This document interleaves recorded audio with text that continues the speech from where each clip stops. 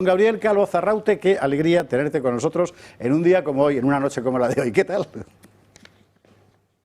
Muy bien, querido José Javier, un placer como siempre estar con vosotros. La verdad es que veo el fondo que tienes, da fatiga verlo. Solo pensar que hay que leerse todo eso. Bueno, pero se disfruta mucho, ¿eh? Ya me Merece la imagino. pena. Bueno, Santiago, inseparable de la identidad histórica y cultural española, tanto en lo político como en lo religioso, yo diría, valga la redundancia, sencillamente porque en la historia son magnitudes inseparables.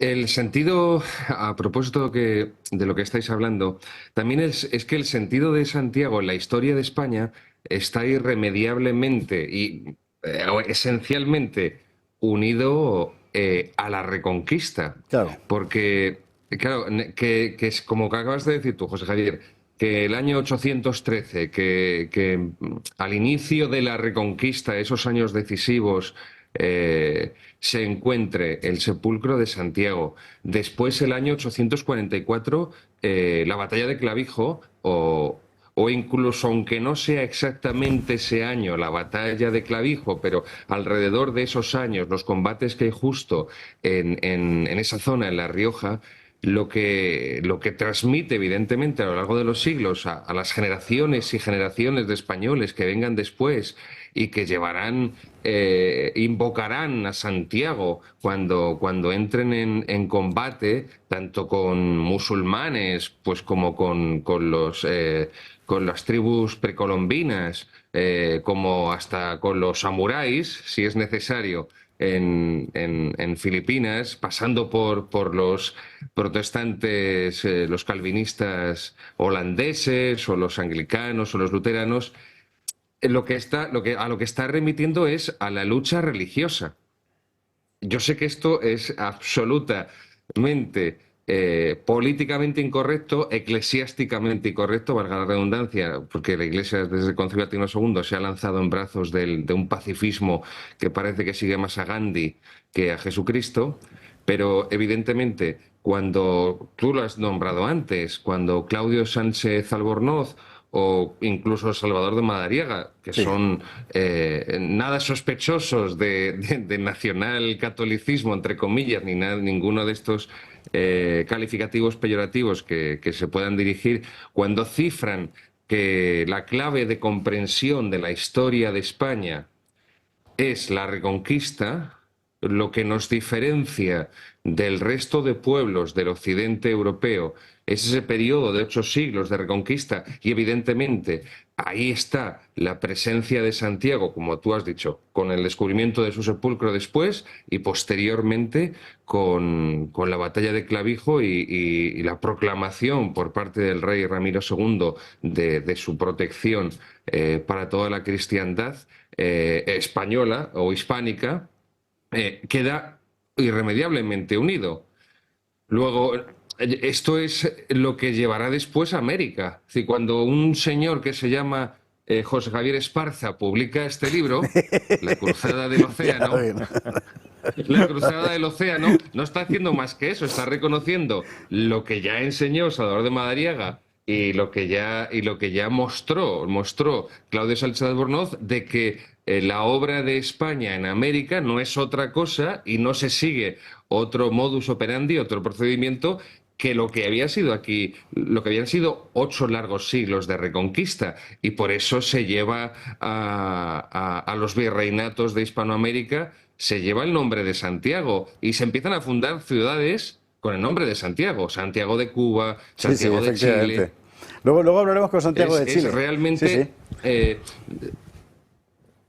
Ah, no, perdón, es imposible. veo que tenemos un delay. Así que vamos a hacer un poco como con los walkie-talkie. Yo cuando acabe digo cambio, ¿vale?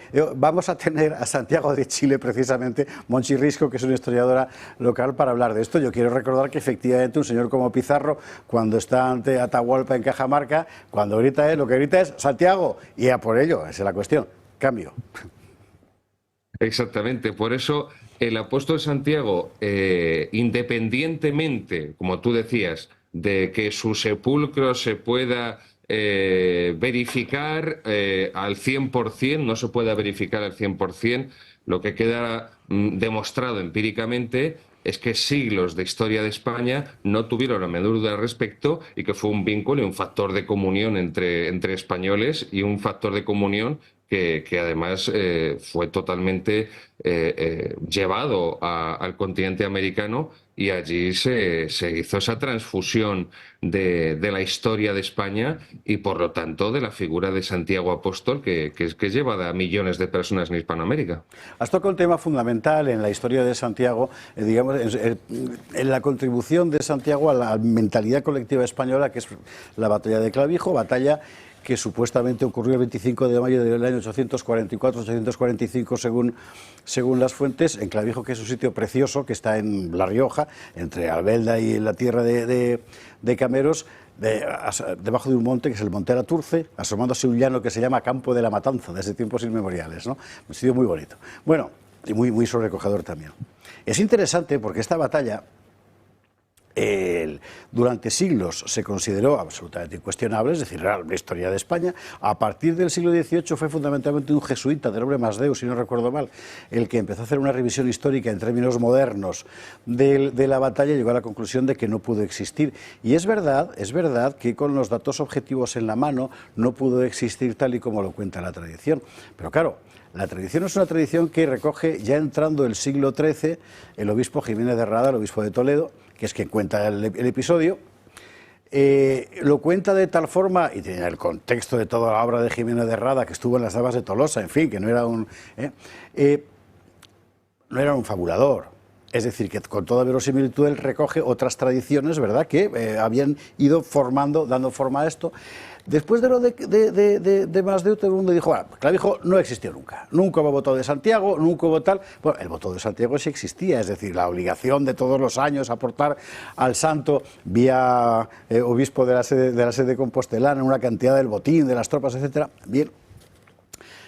Lo fascinante es que la arqueología después ha constatado que efectivamente en toda esa zona se combatió, pero no una batalla, o sea, sin parar. Muy probablemente no en el contexto histórico concreto que recoge con esos detalles particulares Jiménez de Rada en su crónica, con el tributo de las 100 doncellas, etcétera, etcétera, bien, pero en todo caso sí como un punto de fricción permanente y existencial frente al Emirato de Córdoba. Es decir, que al final, en líneas generales, cuando se habla de una cosa mítica que no existió, normalmente sí que existió. Otra cosa es que luego la historia le ha dado una forma que la gente puede contar después, que este es el tema, claro. A partir de ahí empieza a organizarse la idea de Santiago como una idea permanentemente activa. Y me interesa mucho subrayar contigo, Gabriel, yo me callo ya, precisamente este aspecto bélico.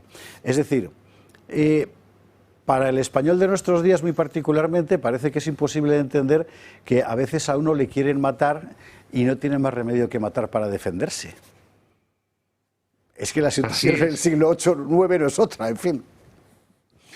Sí, no, y además algo que se ha perdido por completo en la vida cristiana, porque se ha perdido la predicación pública, en la transmisión pública de la fe católica por parte de la propia Iglesia, que es la dimensión combativa que tiene la propia vida cristiana, donde no faltan referencias al combate en las cartas de San Pablo o incluso las mismas palabras de Cristo. Pero ya para terminar, José Javier, sí que, por citar a otro autor nada sospechoso de nacionalcatolicismo, todo lo contrario, Julián Marías, cuando Julián Marías en su obra España Inteligible, sí, señor. Él dice que, sin duda alguna, esto contra el mito de la generación del 98, el mito de Europa, España es el problema, Europa es la solución, pues dice Julián Marías, también admirador de Ortega, que si hay algún país europeo, sin duda alguna, el país más europeo somos nosotros, somos los españoles, porque durante 8 siglos de reconquista, con el nombre de Santiago en la boca, luchamos para volver a ser europeos, para seguir siendo lo que era la España cristiana y visigoda antes de la invasión del Islam. Y ahí no solamente juega el factor decisivo, como tú decías ahora, José Javier, esa esa cruzada de 8 siglos, que esa larga cruzada de 8 siglos, que es la Reconquista, bajo el patrocinio de Santiago Apóstol, sino también la labor de conexión con el resto de pueblos de la cristiandad europea, de la cristiandad medieval, del occidente europeo, que será el camino de Santiago. Exactamente. No hay otra realidad en los distintos pueblos o naciones que se empiezan a configurar remotamente en Europa. No hay nada similar a lo que supuso el Camino de Santiago, que atraía peregrinos de todos los lugares de Europa. Está claro, evidentemente, que la europeización no la han traído ni los señores de la Unión Europea, ni tampoco sus apóstoles veterotestamentarios de la generación del 98 con Ortega a la cabeza. Nosotros luchamos por ser europeos durante 8 siglos. El resto de pueblos de Europa no han tenido que pelear por continuar siendo lo que habían sido. Eso de los apóstoles veterotestamentarios del 98 me lo voy a quedar. Me parece que es una magnífica definición. Es una magnífica definición. Gabriel, muchísimas gracias por estar esta noche con nosotros aquí en este especial Santiago en el Gato al Agua. Gracias a ti, Javier. Gabriel Calvo Zarraute, que tiene la gran ventaja de que dice lo que quiere.